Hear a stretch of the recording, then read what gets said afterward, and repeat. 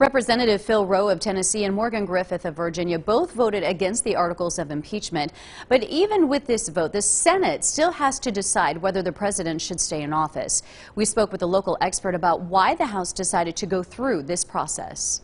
Representatives spent hours deliberating before voting tonight to impeach President Donald Trump. In the state of Tennessee, where I represent the 1st Congressional District, what the vast majority of the people want a no vote. This comes after weeks of trial discussing the president's conduct and whether he committed a crime. There have been no fact witnesses that have stated that there's a crime that's been committed. It's a political witch hunt.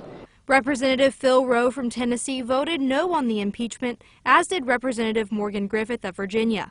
Griffith released a statement saying, in part, they impeached President Trump over disputes between the executive branch and the legislative branch that occur in many administrations.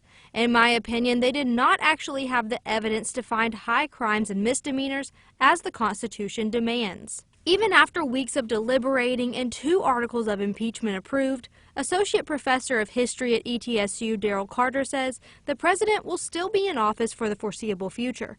But those in the House felt that this was their duty. This is their constitutional responsibility as laid out by the Founding Fathers. Number 2, this is a partisan issue, right? And it's a political issue. And the House decides for itself what rises to the level of high crimes and misdemeanors. And as for what's next, the articles of impeachment will be referred to the United States Senate, which will then pursue a trial of the president, where the Chief Justice of the United States Supreme Court, John Roberts, will preside, and the Senate will set up its own rules to govern these proceedings. In Johnson City, Ansley Daniel, News Channel 11.